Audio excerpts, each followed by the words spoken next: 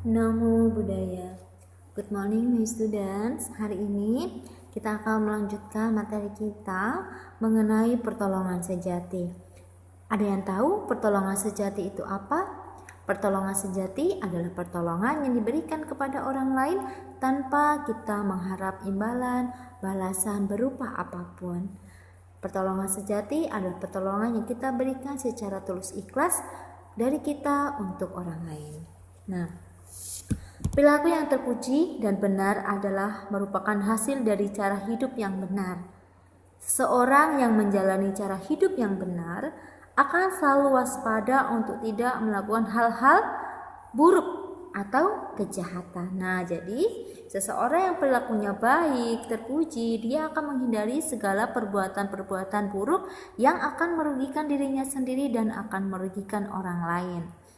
Kita harus selalu mengembangkan sifat dan perilaku terpuji terhadap semua makhluk, memberikan pertolongan kepada sesama atau kepada yang membutuhkan, akan memperoleh pahala yang besar. Nah, jadi kalau kita bisa membantu orang lain, apalagi membantu orang lain dalam hal yang sangat susah sekali.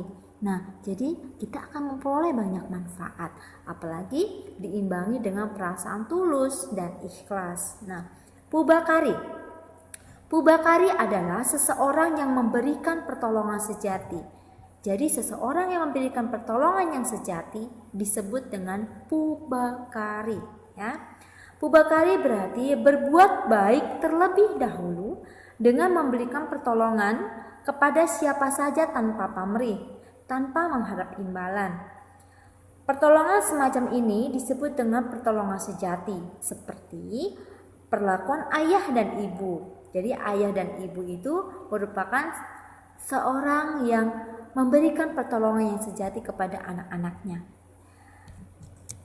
Ayah dan ibu memberikan pertolongan terlebih dahulu kepada anak-anaknya dengan cara merawat dari bayi sampai sekarang, sampai nanti kita besar. Menjaganya sejak di dalam kandungan, memberikan pendidikan hingga dewasa. Nah, jadi anak-anak didik Mistui pada hari ini yang bisa sekolah, yang masih bisa belajar saat ini, itu berkat pertolongan sejati dari orang tua. Rasa kasih sayang orang tua yang peduli terhadap pendidikan anak-anaknya. Sebagai anak, kita wajib menolong ayah dan ibu tanpa diminta. Nah, sebagai seorang anak, kita harus membantu ayah dan ibu kita tanpa orang tua kita minta kepada kita. Kita harus tanggap, oh orang tua saya butuh bantuan, saya akan membantu. Jangan sampai orang tua marah, meminta tolong kepada kita, kita baru mau membantu. Ya, kita harus menolongnya, harus membantunya tanpa diminta oleh orang tua kita.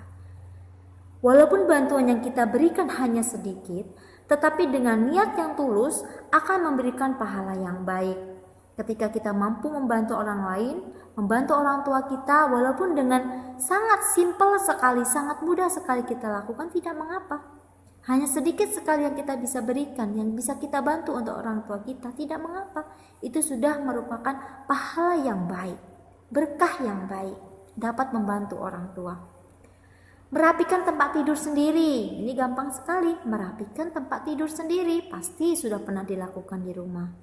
Menyusun buku-buku dalam lemari dengan rapi dan teratur. Setelah belajar, kita susun buku-buku kita di dalam lemari atau di atas meja kita, meja belajar dengan rapi dan teratur. Merupakan contoh memberikan pertolongan dalam keluarga. Nah, jadi kalau kita sudah merapikannya sendiri, orang tua kita tidak perlu merapikan lagi karena kita sudah bertanggung jawab dengan diri kita sendiri. Di sekolah, kita juga bisa menolong ibu dan bapak guru dengan cara bersama-sama menjaga kebersihan kelas, piket kelas. Ada, setiap kelas pasti punya piket kelas ya. Menolong merapikan meja, kursi, tempat kita belajar, ataupun dengan menjaga ketertiban. Jadi ketika anak-anak didik Mistui ini menyapu kelas, mengapel kelas, ini untuk kepentingan siapa? Untuk kepentingan bersama, untuk kepentingan anak didik, kepentingan guru-guru juga. Nah, jadi kita harus saling menjaga kebersihan.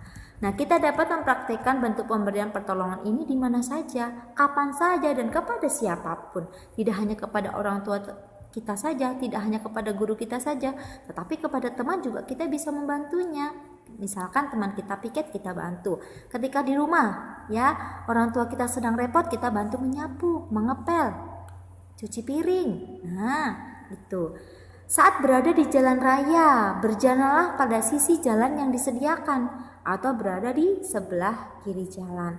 Menyeberanglah dengan tertib agar tidak mengganggu kelancaran berlalu lintas. Jadi kita harus berjalan dengan rapi, harus sesuai rambu-rambu lalu lintas. Kalau misalkan kita naik motor, naik mobil ya, jadi jangan dilanggar lampu merahnya. Lihat ke kiri dan ke kanan terlebih dahulu dan senantiasa mematuhi aturan tata tertib yang berlaku di jalan demi keamanan diri sendiri dan orang lain. Di lingkungan tempat tinggal kita dapat menolong dengan bersama-sama bergotong royong, menjaga kebersihan dan keamanan, saling peduli terhadap orang-orang di sekeliling kita, dan membantu bila ada yang sedang kesusahan. Kalau misalkan setiap hari Minggu ada kerja bakti, gotong royong, kita bisa ikut cabut rumput kah, potong rumput kah, atau membersihkan selokan. Nah, kita harus sama-sama mengerjakan gotong royong atau kerja bakti. Kemudian dengan upaya dan niat baik kita dalam menolong sesama, kita berlatih hidup dalam dhamma dan ajaran mulia dari Sang Buddha. Dengan menolong sesama tanpa pamrih, kita hidup dalam kebahagiaan karena disayang dan disukai semua orang. Kalau kita bisa menolong dengan ikhlas, dengan tulus, tanpa pamrih, nantinya pasti banyak sekali orang-orang yang akan sayang kepada kita. Tanpa kita minta, mereka akan sayang kepada kita. Mereka juga akan peduli dengan kita. Karena apa? Karena kita sudah peduli dengan orang lain. Nah, jadi semoga anak-anak didik Miss Dwi dapat mempraktikkan dalam kehidupan sehari-hari. Sehari-hari kita harus selalu peduli dengan orang lain, menolong tanpa pamrih, tidak mengharapkan balasan apapun. Semoga kita semuanya selalu berbahagia. Sabisata Bhavantu Sukhitata. Sadu, sadu, sadu. Namo Buddhaya.